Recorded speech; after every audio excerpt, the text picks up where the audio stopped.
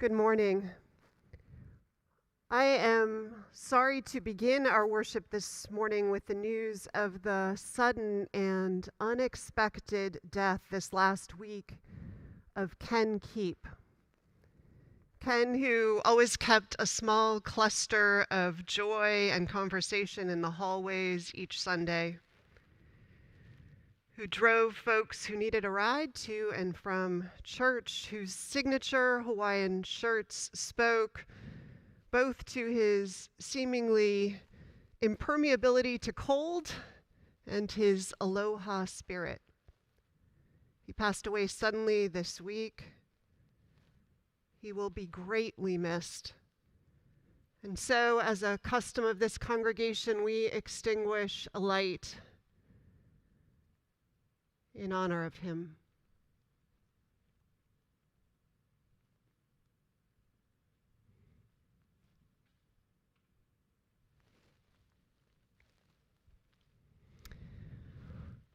Welcome, everybody. I'm Vanessa Southern. I'm the senior minister of the First Unitarian Universalist Society of San Francisco, and it's wonderful to have all of you here from all of the places from which you join us this morning. Welcome. Martin Luther King Jr. gave his last sermon at the Bishop Charles J. Mason Temple in Memphis on April 3rd, 1968. It was his I've Been to the Mountaintop sermon, and in it he imagines God asking him, Martin Luther King, which age would you like to live in? And King goes through the different ages of time, examining each one, and then he chooses this one, the one he's in, and he says, among other things, and another reason that I'm happy to live in this period is that we have been forced to a point where we are going to have to grapple with the problems that men have been trying to grapple with through history. This morning, we're going to talk about part of what it takes to do the reconciling work of moving beyond division to grapple and heal the problems of this day. So, welcome. I want to thank everybody who made this Sunday possible. So I want to start with our musicians, with Reiko Oda Lane, with the beautiful organ music, to Mark Sumner, our choir director and accompanist this morning, and to our beautiful singers, Leandra Ramm, Brielle Marina Neilson, Rudiak-Gould, Asher Davison. I want to thank our tech crew, Jonathan, who's always such a fabulous puller together of this miracle of modernity, Jonathan Silk, and to our camera people, Derek Shackelford and Shuli Ong, to Joe Chapeau, who's on chat. So if you have questions, please ask Joe. I want to thank also the people who are helping me lead worship this morning here on the chancel, to Meg McGuire, who just had a nice week off that she earned and is back with us, our ministerial intern, who we're so grateful for. And to Dennis Adams, our worship associate, Dennis, whose professional life is as a trained clown among many of his gifts, and who's a joy to have here every time he's with us. If you join coffee hour, please thank our hosts who make that time together possible. And thanks to Judy Payne for the happy flowers that bring sunshine into the sanctuary this morning. More of it. If you're here for your first time, I invite you to download the order of service so that you can follow along. Let's begin worship lighting the candle that we light every week since we have begun this time apart. And in lighting it, we recognize all of you who are with us here in this space in spirit, until such time as we can be together again in body. And now let's open with song. Our opening hymn, Love Will Guide Us, the words and music are in your order of service. Please join.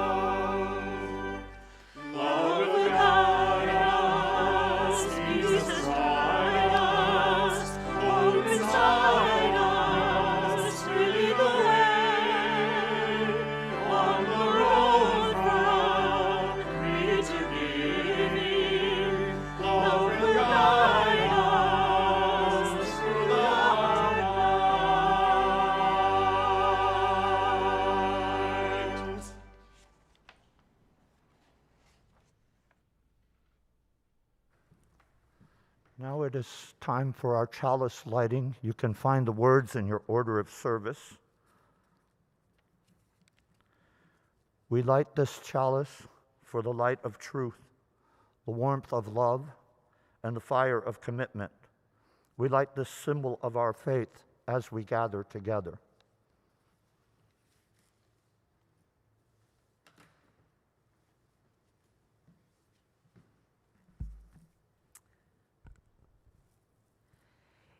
If this is your first time watching, we're so glad you're here. As Vanessa mentioned, you can follow along in the order of service, which is available in the description of this video and is emailed to everyone who receives our newsletter. So if you don't yet receive our newsletter, we encourage you to sign up through the link in the order of service or in the video description. And today, and just about every week after worship, you're invited to join our Zoom coffee hour, where you can connect more deeply with others in this community. Toward the end of the service, Joe Chapeau will place the link in our chat, and again, you can find it in the order of service and the video description. Also in your order of service, you'll find a list of upcoming opportunities to connect, learn, and practice with others in this community. We invite you to read through the offerings and join in anything that interests you. I'll point out just a few in particular. Today at 1:30 p.m., the Sunday Forum and the Human Rights Working Group will be hosting the Reverend Leslie Takahashi, who is the senior minister of the Mount Diablo UU Church in Walnut Creek and is the outgoing chair of the Commission on Institutional Change. Reverend Takahashi will be speaking on the work of that commission and the report widening the circle of the concern that many of us in this congregation have been making our way through this year. You may note that the time of this event has changed, so I'll just say it once more. It is at 1:30 p.m. today, not at 1, and we hope that you'll be able to join us. This Tuesday, January 19th, UUSF will be hosting a blood drive from 10 a.m. to 3 p.m. here at the center. Strict safety measures are being taken due to COVID-19, and your contributions are as essential as ever. We're looking for 4 more signups so that we can meet our goal. So you can sign up through the link in the order of service to reserve your appointment. And one more reminder, if you're looking for ways to build deeper connections within this community, consider again joining our small group ministries program. You can sign up for the spring 2021 session between now and January 29th. And now I'll turn it over for a special announcement from the Reverend John Burens. In just a few weeks, on the 6th of February, UUSF is going to be holding its annual auction to support vital church programs. The goal is $30,000. Much needed in our church budget because our UU Center has been closed due to COVID, and the many community groups that we both try to help and then who give us something in return have not been able to meet here, yet the costs go on. The auction committee, I think Ken would approve of this, chose an aloha theme, thinking of our most multicultural state and in keeping with our own commitments to dismantling white supremacy culture. One item that will be up for auction is a trip for 2 to Hawaii, airfare included, with high-end hospitality provided by our friends at the church in Honolulu, and then reciprocated for 2 of their members back here. Air miles were donated to make this possible, and it includes a celebratory meal. Redeemable, we hope, next fall or winter when we can travel again. But we also need other donations, meals, delivered with masks on now or shared later in person when possible. I'm giving a meal to be delivered that I learned from Yotam Ottolenghi, a delicious vegetarian soup. It's been taste tested by some members. And I'm also next winter going to donate a Northern Italian feast with good wines when we can gather around a common table again. What can you offer or donate? An object of art, a craft, a skill, a conversation? Every one of us should try to have something left over after we take care of ourselves to help someone else or a cause greater than ourselves. And no community helps remind us more of this than this church community. So please let us know what you might have left over that you'd be willing to offer to the auction. Joe Chapeau in the church office will be glad to help you fill out the form. And thanks.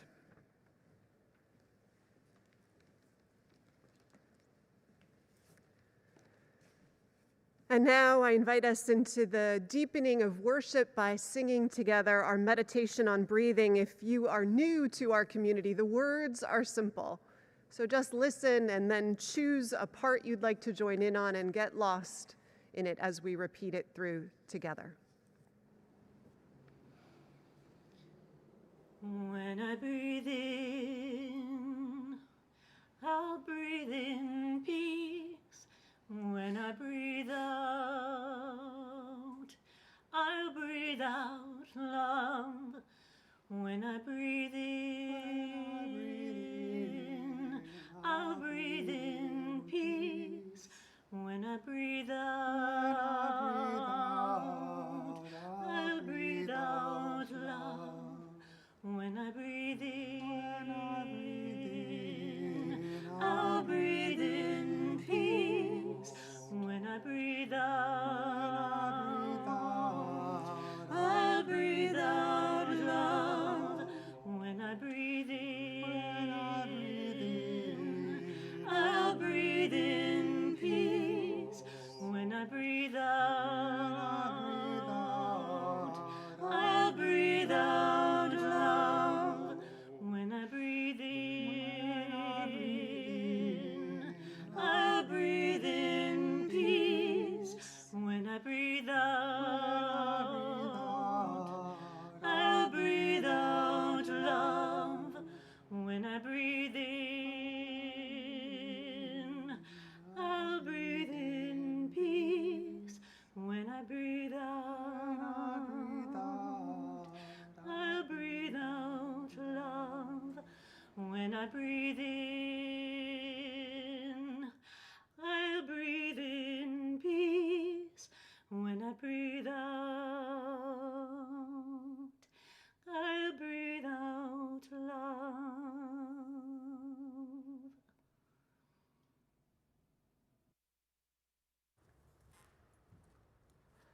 Now that you're nice and centered and grounded, it's time for our covenant and doxology, the words to which you'll find in your order of service if you'd like to join in. Love is the spirit of this church, and service is its prayer. This is our great covenant, to dwell together in peace, to seek the truth in freedom, and to help one another.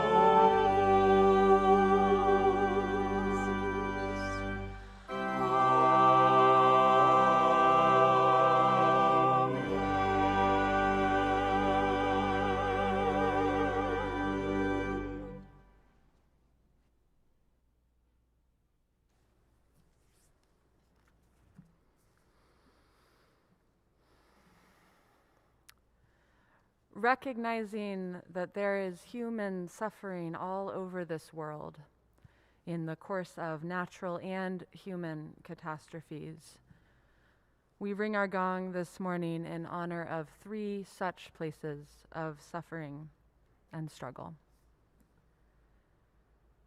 We ring our gong first, as we have since July of 2019, for those lives held and those lives lost in federal custody in our detention camps.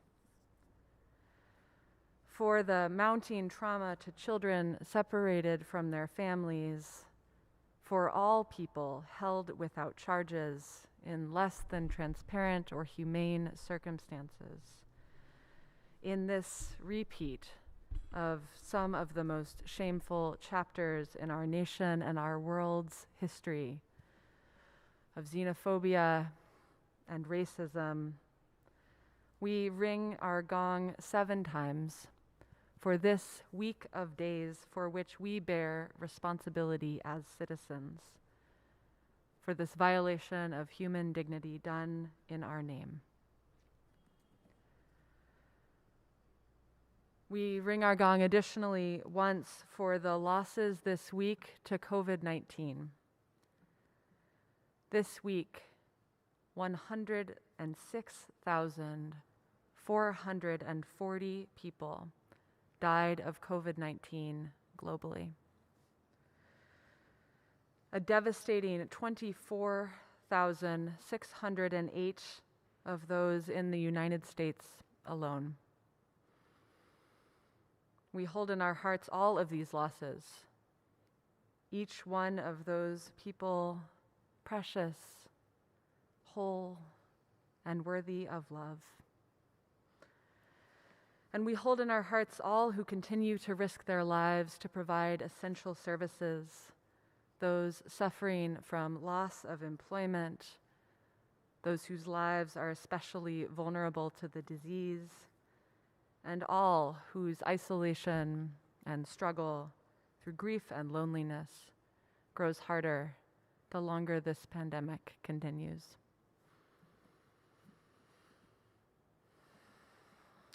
We ring our gong one final time this morning in lament. Lament for the more than 400 years of trauma since the first of the generations of people were stolen from their land.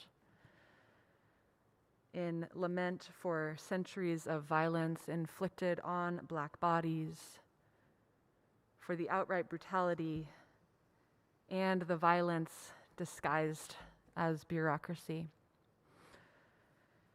In lament for the generational trauma and injustice at the hands of systems that waste and constrain life, that seek to crush possibility before it can flower.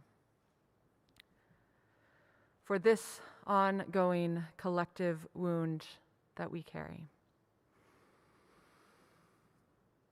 And as we lament, we also remember and celebrate the excellence, joy, and incredible resilience of Black people, and the relentless dream of freedom, equity, and liberation for all.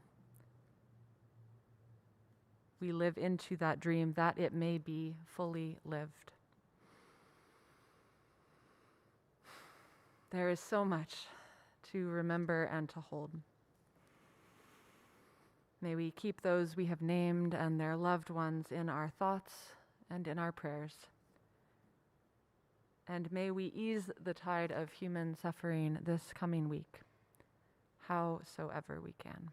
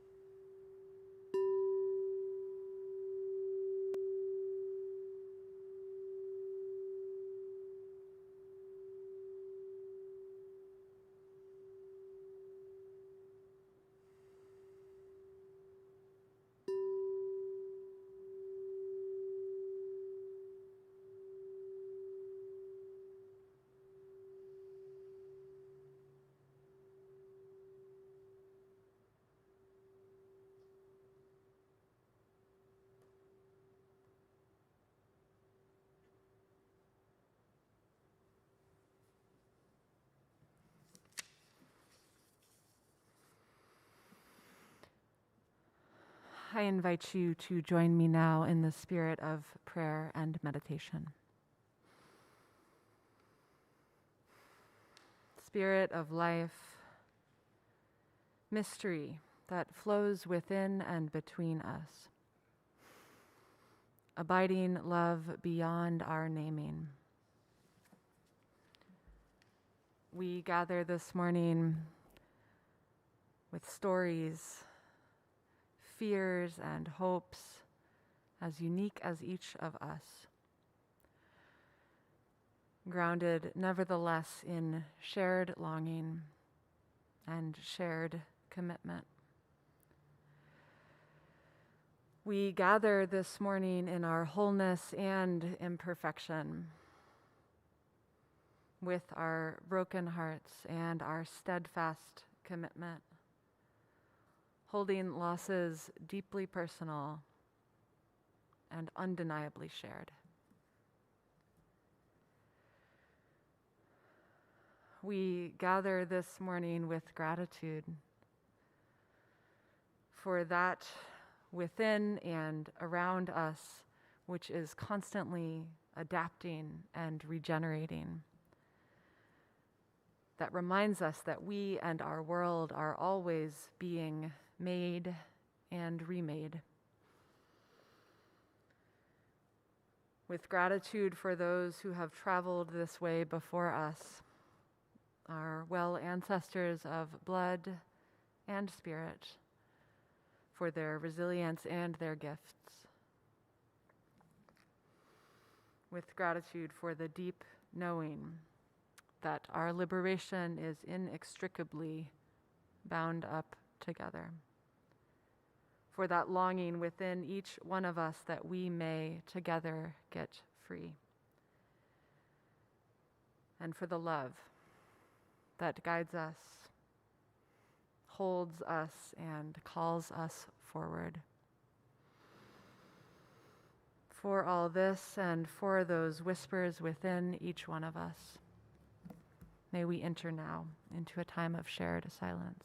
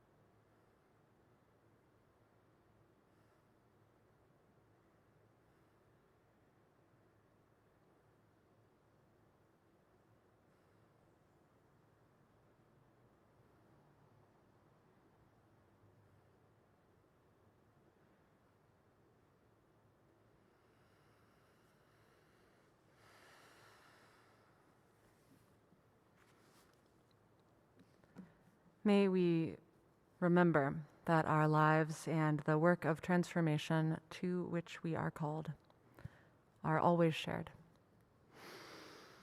May it be so.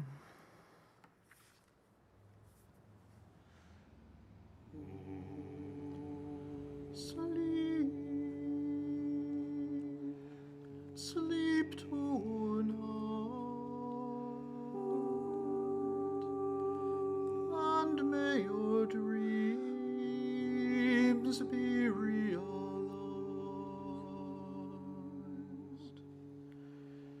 If the thundercloud passes rain, so let it rain, rain down on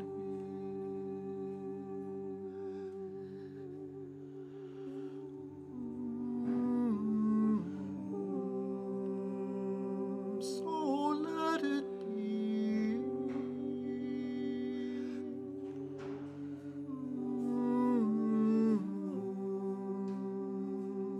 So let it be.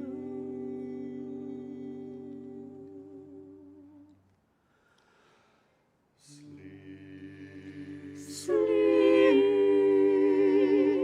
sleep tonight, and may your dreams be realized. If the thunder cloud passes rain, so let it rain. Let it rain.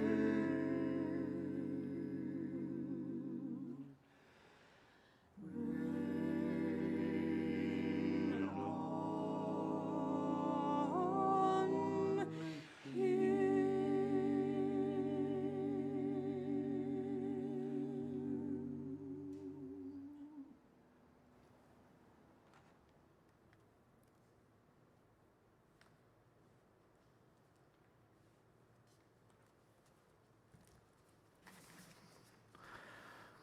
I think we can all agree that we need our clowns, our zanies, our fools. My clown spirit and soul were sore amazed at the ferocity of the deadly attack on our capital on January 6th. The hate and anger palpable and obvious to all. I'm having trouble wrapping my mind around the events of that day and the ongoing threats of violence and disruption. It comes as no surprise now that the Capitol has become an armed compound, complete with concertina wire and thousands of armed National Guard troops. In fact, every state's capital is under threats of attack. During a time when we should all be concentrating on our health, we're pulled into this political upheaval. Thank God they figured out who inflamed this out-of-control mob and even impeached him for it. One way I stay true to my clown spirit is to show up at our Wednesday morning vigils. It feels like a little bit of justice to protest such inflammatory acts as separating children from their families and putting them in cages. And I think it shows our church's heart to the community as they pass by these weekly gatherings. I used to find a great deal of grace in clowning, so privileged to share in the lives of precious children. Often I was the oldest person in the crowd, having the best time. Now I wonder how much the little ones are being affected, first by the pandemic separation, then this news of adults acting like crazy movie characters on a riotous rampage. The loss of my mother recently has removed from my life her constant calming words and wisdoms. I was so bereft at her passing, I wondered if I'd ever laugh again. The long Sunday afternoon conversations she and I would have every week will comprise the best memories I keep of her. In my personal life with my 3 siblings, I've always seen myself as the oddball, the outsider, never married, no kids, flying solo, as it were. And somehow, over the years, I've allowed, perhaps even helped build, a sort of insurmountable wall between my sister and I. And as we went through the process of losing our mom, that wall seemed to melt away. She is a hugely talented theater instructor, director, mom, and now a grandma herself, and she's a fellow Unitarian. It's hard to describe how great it feels to have her back in my life, but it makes me very happy. Yes, I had a rough 2020, but so did we all.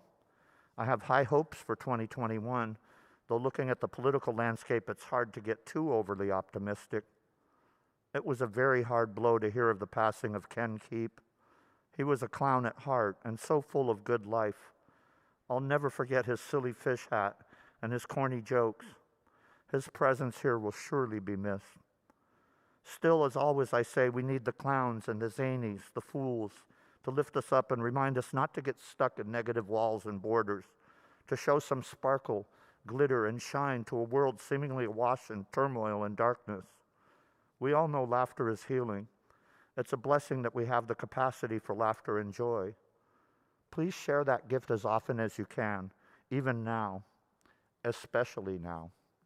Blessings.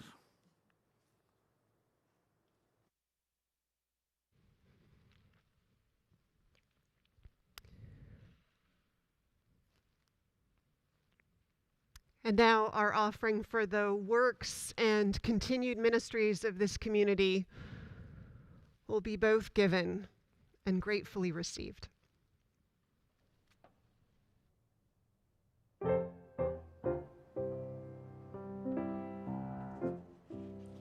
I went up to the mountain because you asked me to, up over the clouds to where the sky is blue. I could see all around me, everywhere. I could see all around me, everywhere. Sometimes I feel I've never been nothing but tired, and I'll be working till the day I expire. Sometimes I lay down. No more can I do. Because to on again. Then I go on again. Because you asked me to. Some days I look down, afraid I will fall. And though the sun shines, I see nothing at all. And then I hear your sweet voice, oh, oh, come and then go. Telling me softly, you love me so. A peaceful valley just over the mountain. The peaceful valley, who comes to know? I may never get there, I will never get there, ever in this lifetime, ever in this lifetime. but sooner or later, Sooner or later, it's there I will go.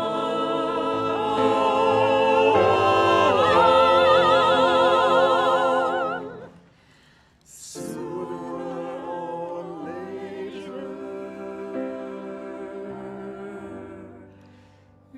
it's there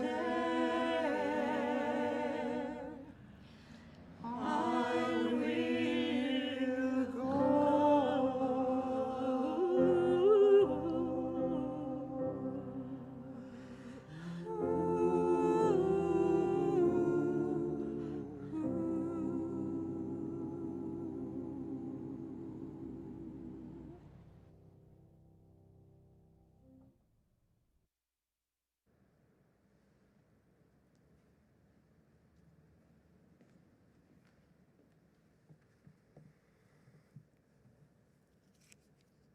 I forgot to mention that Eric Shackelford was going to be doing, our camera person was going to be doing a guest solo. Thank you so much, Eric. That was gorgeous.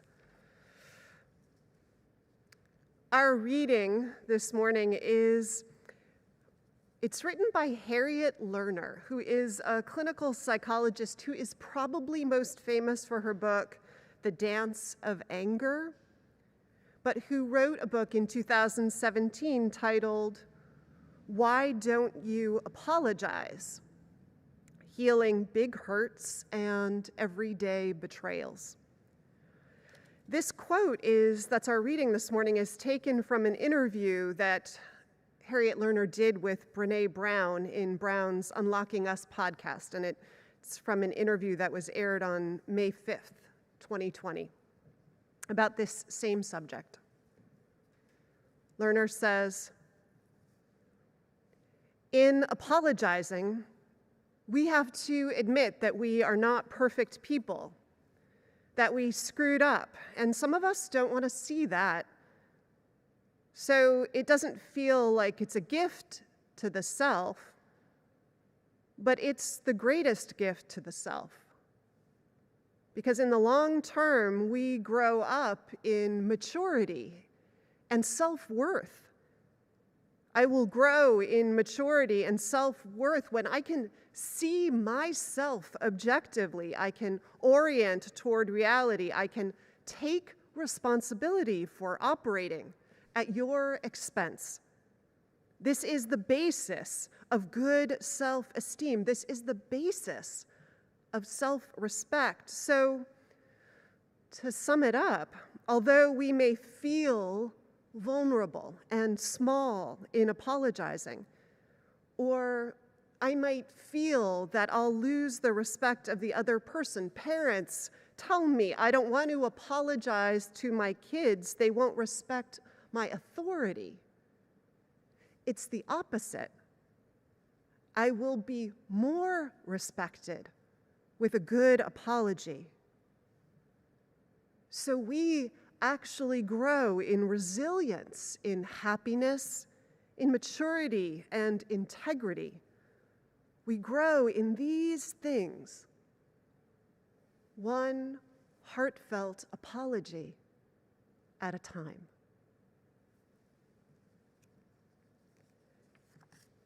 Here ends our reading, and now I'd invite you to sing with me, sing together our second hymn of the morning. It's hymn number 123, Building Bridges, an old Quaker round. Let's sing together. Building bridges between our divisions, I reach out to you, will you reach out to me? With all of our voices and all of our visions, friends, we could make such sweet harmony. Building bridges between our divisions, I reach out to you, will you reach out to me? With all our voices and all our divisions, I reach out to you, will you reach out to me? With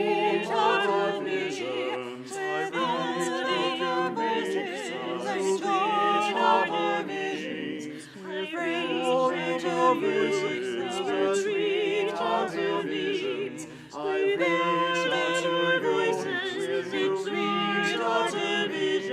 With all our voices and all our divisions, I reach out to you, will you reach out to me?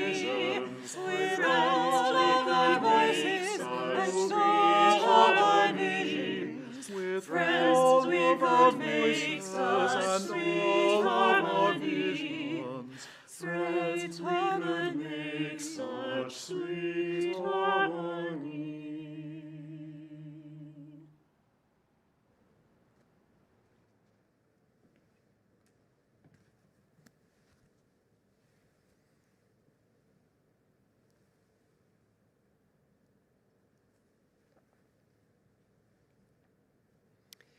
Those of you who are tracking my sermons may have realized that this is part 2, really, today, of a sermon that I preached at Yom Kippur this last fall, part of this conversation about the complicated work of reconciliation. And really, I wanted to talk today about the simple act of saying, I'm sorry. more so literally, about what a good apology, that is to say, one that has the power to heal, looks like. I got an email this week in response just to the topic and description in the newsletter. It came from longtime member Mary Jane McGuire, and she gave me permission to share it with you. Mary Jane wrote, "When I was a UUSF religious education teacher of 2nd and 4th graders, one of the religious education sessions was devoted to how to make a heartfelt apology.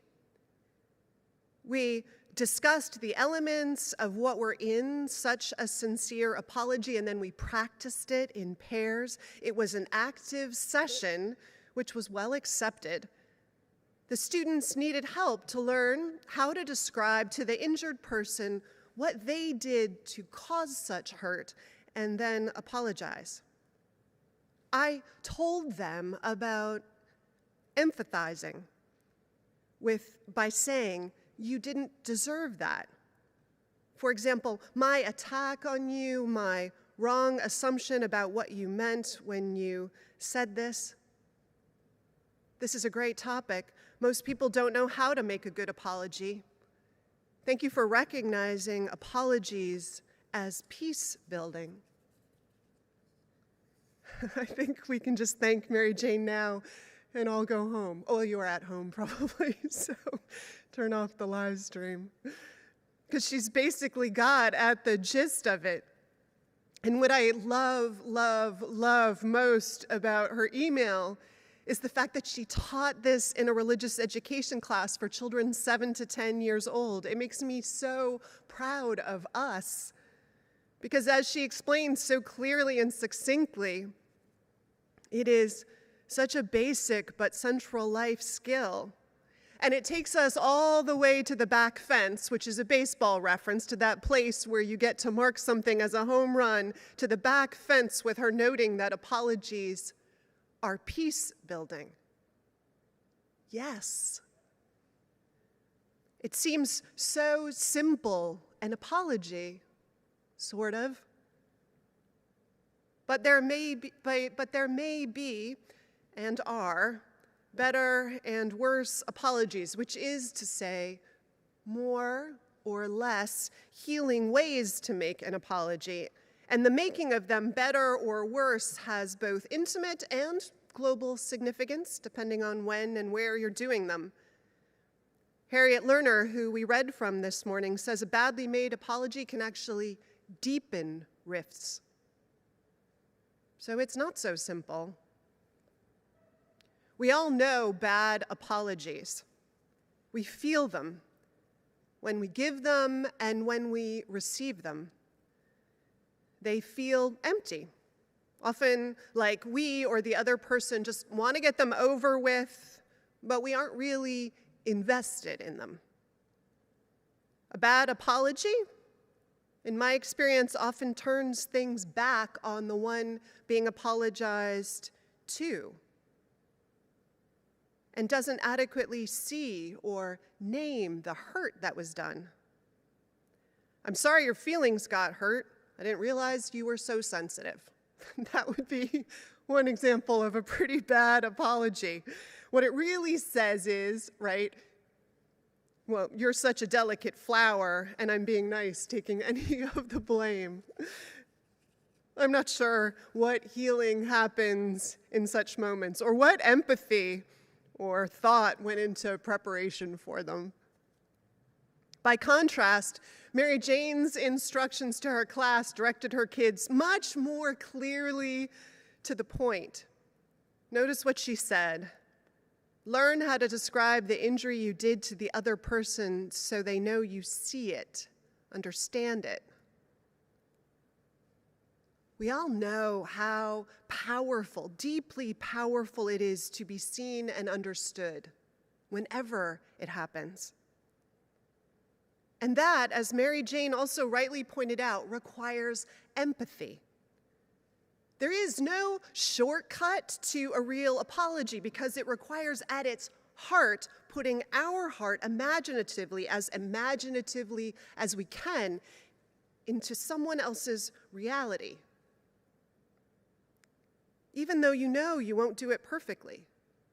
Maybe even saying, for instance, I cannot imagine exactly how this must have felt for you, but for me to have been on the receiving end of this, it would have felt demeaning and more hurtful because it came from someone I loved and trusted, for example. To name all of that, which I think is hard for the reasons that Harriet Lerner pointed out in the reading this morning, in part because it requires from the beginning that we admit that we are not perfect. And so maybe we have to say out loud what is always true for all of us when hurt or harm is done.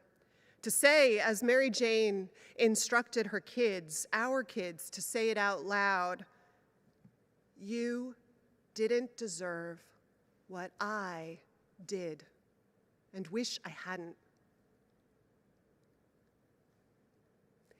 And here's the kicker.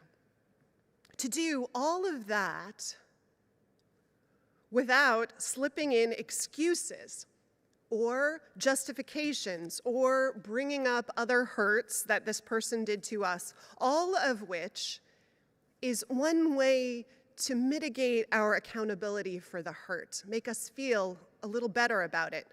A true apology, Harriet Lerner says, does not include the word but.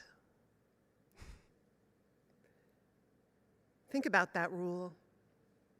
How many times have I violated it? How many times have we violated it? But it's so obvious once it's stated, right? I mean, saying, sometimes you make me angry, so angry that I want to say mean things, and I'm sorry for that, or that I say mean things. I mean, that's not a healing apology, right? Not really, not fully. It still holds in it evidence that the person who did the harm is not taking full responsibility for what they did and the wrong of it, right?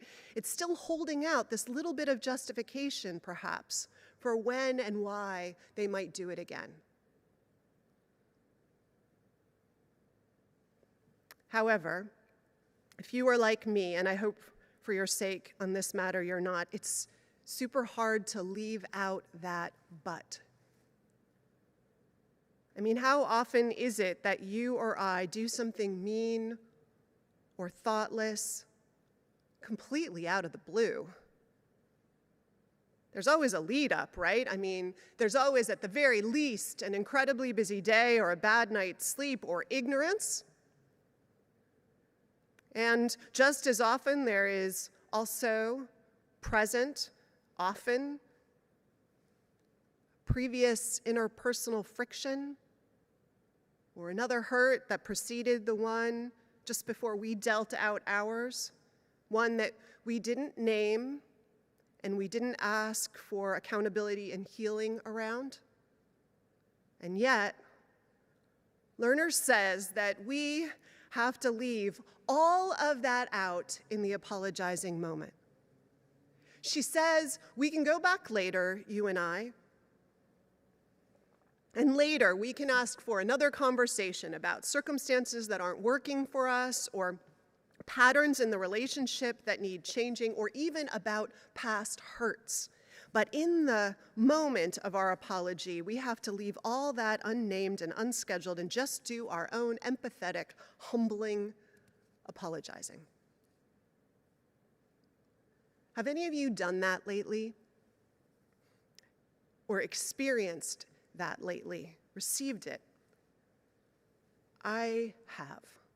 I have actually both offered and received this kind of apology in the last few months. And it's probably what had me thinking about this sermon topic. Because both experiences have made me aware of how hard it is and how disciplined and intentional emotionally that we have to be to do all of it. To be present to the harm we've done, to speak it, to say how the other person does not deserve it and how sorry we are. Speak aloud about our imperfection. And I'll also say how much, when I'm harmed, I appreciate receiving that kind of apology. How wary I am, to be honest, waiting and listening when the apology starts for the part that might not name the hurt done empathetically, that won't say that I didn't deserve it as the ground that we stand on in that moment, unambiguous and unmuddied, and not try to justify the hurt, or worse, blame it on me in some way. To just say the good apology is hard and it is clean. And to receive the good apology is good and it is clean. It is like washing out a wound before you put a bandage on it. It is healing, or peacemaking, as Mary Jane rightly put it. A good apology is not guaranteed peacemaking. People can always feel the rift is unbridgeable. We just make one to give peace the best chance we can, right? As Harriet Lerner said in her interview with Brene Brown, I believe that the two words, I'm sorry, are the most important words in our language. We are all connected, we all screw up, we're all imperfect beings, and for this reason we need to give and receive apologies, and that need will be with us until our very last breath.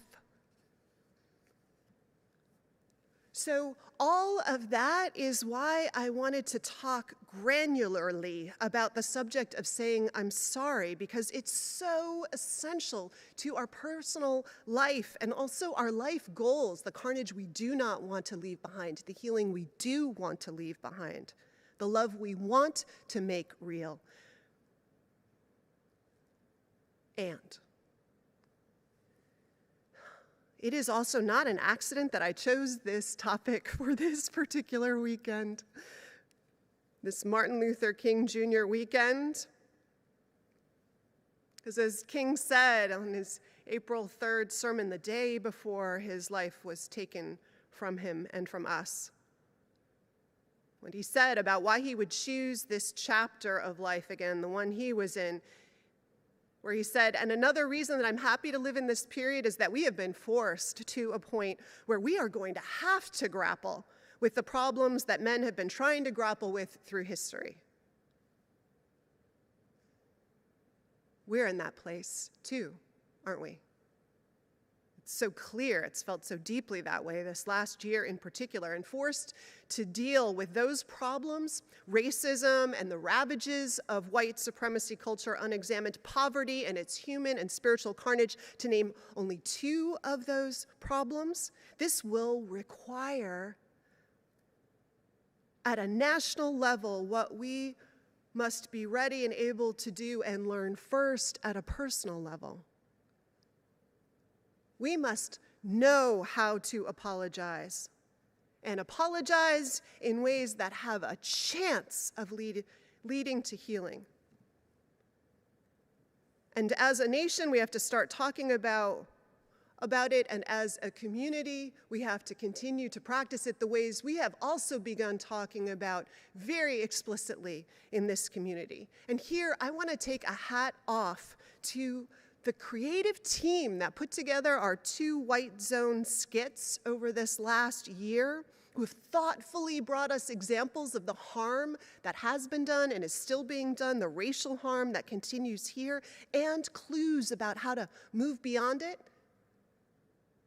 Because this is what we need to be doing here, so that we can do it nationally. I've asked Joe, by the way, to put in a link to the newest of the skits so that those of you who had not seen it can watch it, and those of you who want to can rewatch it.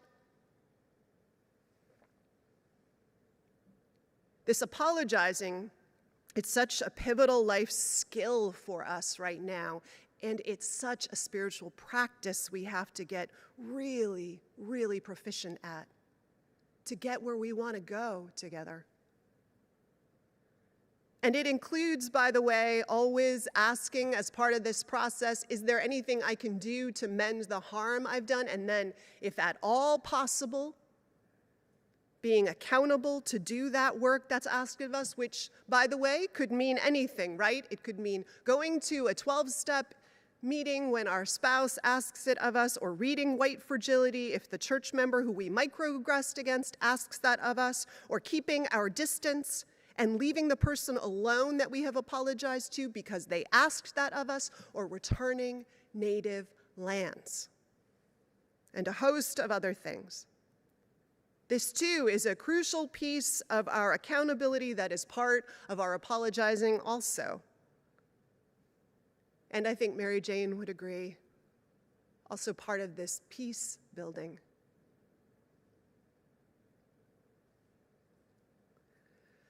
Finally, friends, I chose the topic for today knowing also that this weekend was the weekend before the inauguration. I had no idea how much more fraught and divided we would feel at this moment. I knew there was harm that had been done we had to pay attention to, but I had no idea how increasingly challenging it might be to bring us all to the table to do this work, or how the stakes and importance of doing so would have risen. But here we are. In a world where last Sunday I put the staff and lay leaders on high alert about COVID-19's new mutation, asking everyone to wear their KN95 masks on Sunday and any time we were in this building in close quarters or on the steps at our rally on Wednesday morning. And last night I had to put the staff on high alert because of threats of attacks against liberal churches that are circulating around the country. I know you and I had hoped that this new year could start fresh and hopeful. I think we begin it recommitted to what I'll call a determined kind of hope. Because as Martin Luther King Jr. said, we must accept finite disappointment but never lose infinite hope. As he said, darkness cannot drive out darkness, only light can do that. Hate cannot drive out hate, only love can do that. As he said, forgiveness is not an occasional act, it is a permanent attitude. As he said, I have decided to stick with love. Hate is too great a burden to bear. And as he said, faith is taking the first step, even when you don't see the whole staircase. So we gather to remind ourselves and one another of what it might mean to live this way, one recommitment at a time, one gathered up skill at a time, this gorgeous and glorious community of fools and clowns, of second graders and works in the progress grown-ups, people of faith, asking of themselves the deepest empathy and accountability, trying to give real peace and healing a chance. One apology, one day at a time. And in this way, with grace and luck and spirit, laying the groundwork for a truly beautiful, dreamed of, hopeful, brand new day. May it be so. Amen.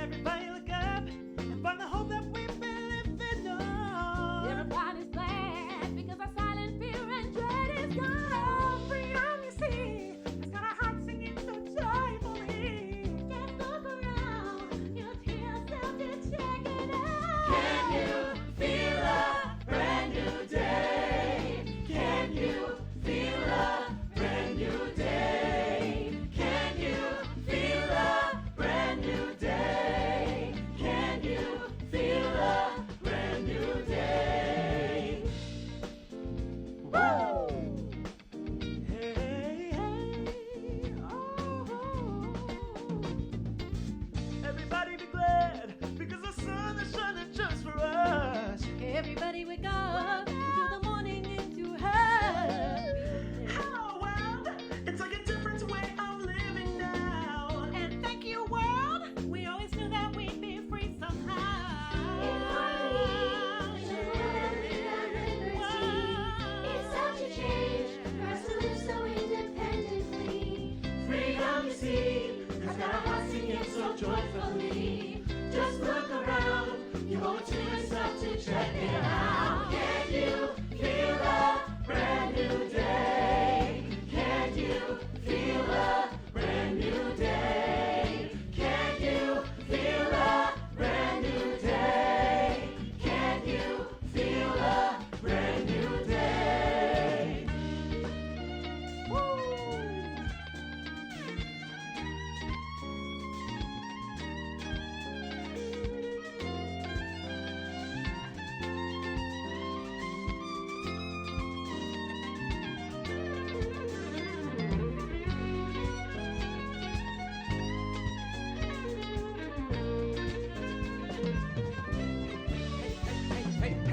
Hey, isn't it amazing? Nothing stays the same. And with a brand new day that life can rearrange from nightmare to beautiful dream. To see it happen is a beautiful thing. It makes me want to sing just thinking about the way it's gonna be. A bright future right in front of me. Brand new goals and possibilities. And becoming the change that I want to see. All we need is unity, love, and dedication. We can change the world for generations. So get rid of your doubt and hesitation. Hey, come and join me in the celebration. Can you feel a brand new day? Can you feel a brand new day? Can you feel a brand new day? Can you feel a brand new day? Can you feel a brand new day? Can you feel a brand new day? Can you feel a brand new day? Can you feel a brand new day?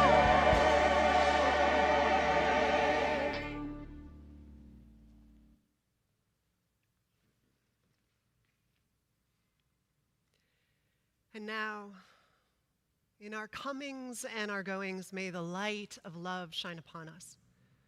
Out from within us, be gracious unto us, and grant us peace. For this is the day we are living. Let us rejoice and be glad in it. Amen.